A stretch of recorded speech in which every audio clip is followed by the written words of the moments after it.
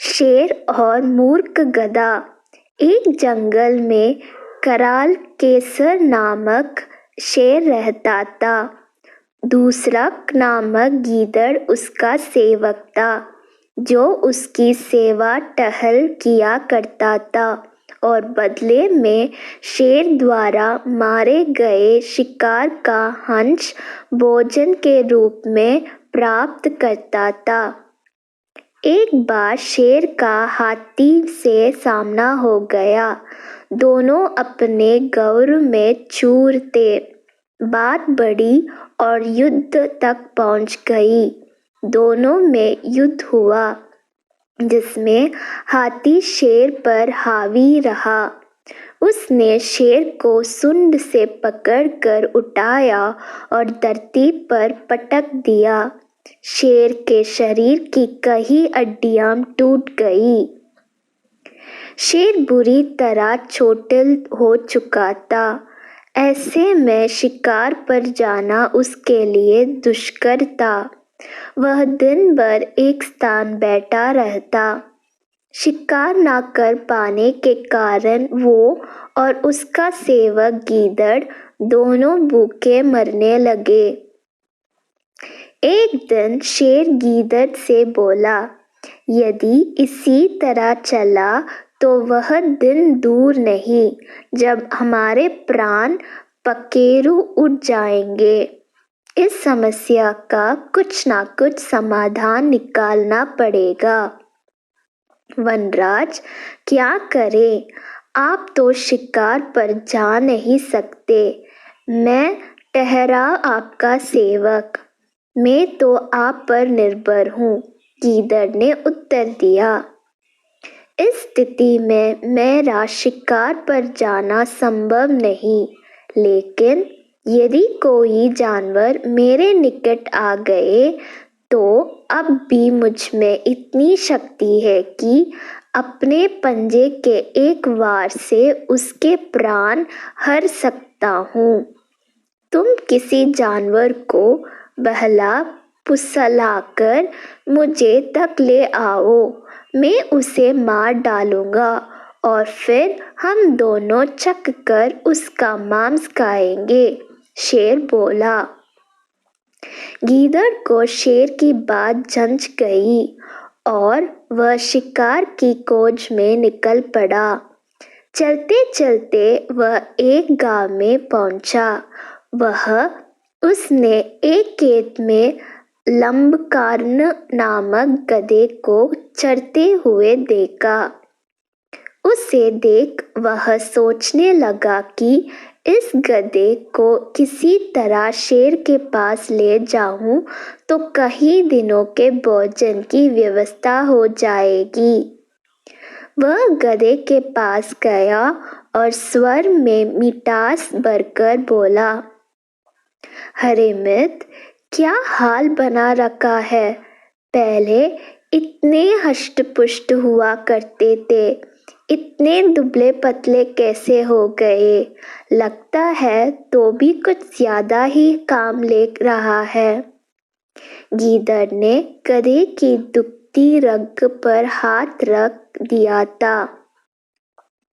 गधा दुखी स्वर में बोला, सही समझे मित्र, मैं बड़ा दुखी हूँ। धोबी मुझसे आवश्यकता से अधिक काम लेता है और कुछ गलती हो जाने पर खूब पीटता है। ऊपर से खाने को भी कुछ नहीं देता। इधर उधर चरकर कर किसी तरह मैं अपनी भूख शांत करता हूँ, इसलिए मेरा ऐसा हाल हो गया है। गीदड़ ने मौके की नज़ाकत समझ ली और कहने लगा, मैं तुम्हारा दुख समझ सकता हूँ मित्र।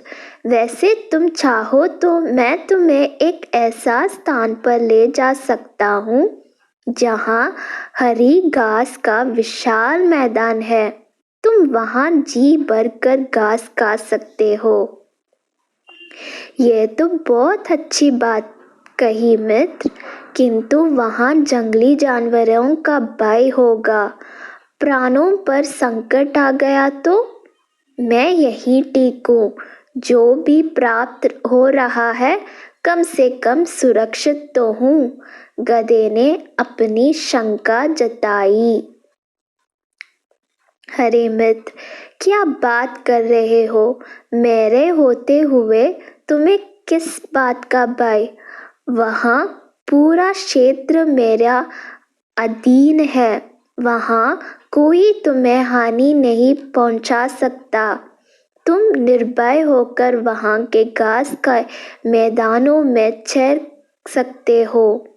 और एक बात तो मैं तुम्हें बताना ही भूल गया, वहाँ 3 गर्दभ कन्याएं भी रहते हैं जो अपने लिए वर की खोज में हैं। संभवतः वह तुम्हारी बात भी बन जाएंगे। गीदड़ उसे फुसलाते हुए बोला। गधा उसकी बातों में आकर उसके साथ चलने को तैयार हो गया।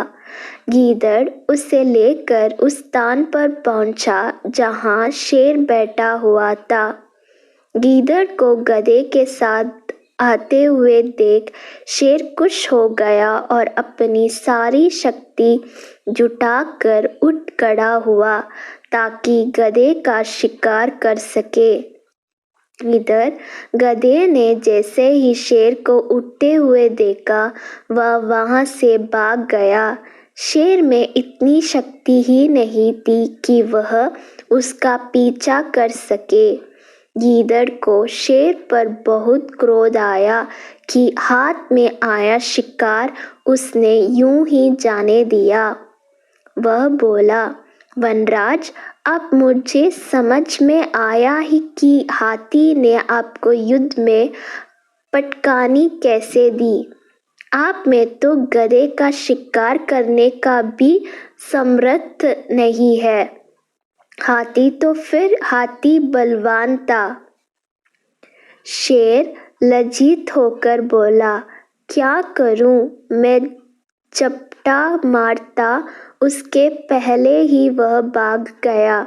मेरे पंजे का एक वार भी लग जाता तो वह बचकर नहीं जा सकता।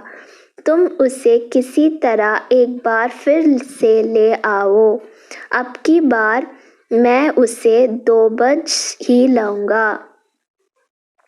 उसे दोबारा लाना बहुत कठिन है, फिर भी मैं यत्न करूंगा, किंतु इस बार वह आया तो बच के जाने ना पाए। गीदड़ बोला। फिर वह गधे की तलाश में निकला पड़ा। कुछ दूर जाने पर उसने देखा कि गधा एक पेड़ के नीचे सुस्ता रहा है। वह उसके पास गया और बोला, क्या हुआ मित्र, तुम वहाँ से क्यों भाग आए? अच्छी बात कर रहे हो तुम मुझे किस भयानक जीव के पास ले गए थे जो मुझे देखते साथ मेरे पीछे भागा था। आज तो मुझे मौत सामने दिखाई पड़ रही थी। पूरा जोर लगाकर भागा ना होता तो अभी तुमसे बात ना कर रहा होता। गधा हंफते हुए बोला। गीदड़ ने फिर से अपना पासा फेंका। अरे, तुमने ध्यान नहीं दिया, वो एक गर्दभी कन्या थी। तुम्हें देख वह उतावली हो गई और तुम्हारे पास आने लगी, किंतु तुम तो ऐसे भागे कि नज़ारों से ओझल ही हो गए। अब वो तुमसे पुनः मिलने की आस में बैठी है। मुझे तुम्हें लाना के लिए भेजा है। वो तुमसे मिलना चाहती थी। गदचित वह तुम्हारे प्रेम में पड़ गई है। तुम्हें भी उससे मिलना चाहिए। उसे इस तरह सताना उचित नहीं। गधा फिर गीदड़ की बातों में आ गया और उसके साथ फिर जंगल की ओर चल पड़ा। शेर वहाँ घात लगाए बैठा था।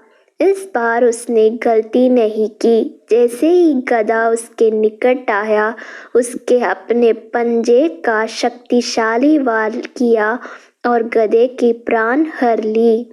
गीदड़ और शेर के भोजन का प्रबंध हो चुका था। दोनों बहुत खुश थे।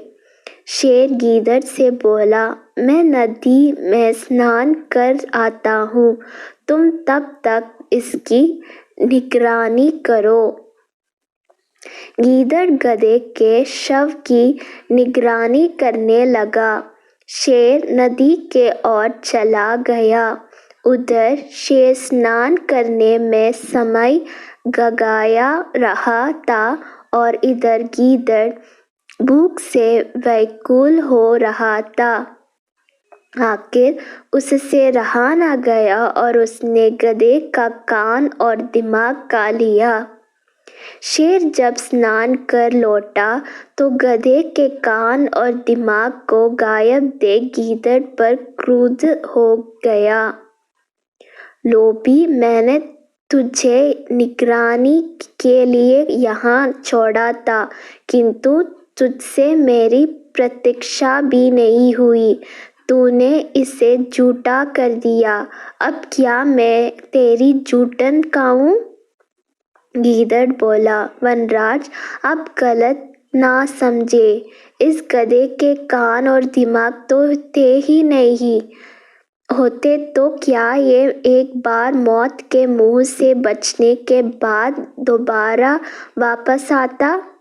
शेर को गीदड़ की बात ठीक लगी। फिर क्या था, दोनों ने छककर गधे का मांस खाया और अपनी भूख मिटाई। शिक्षा, किसी की चिकनी छुपड़ी बातों में नहीं आना चाहिए। लोभ नहीं करना चाहिए।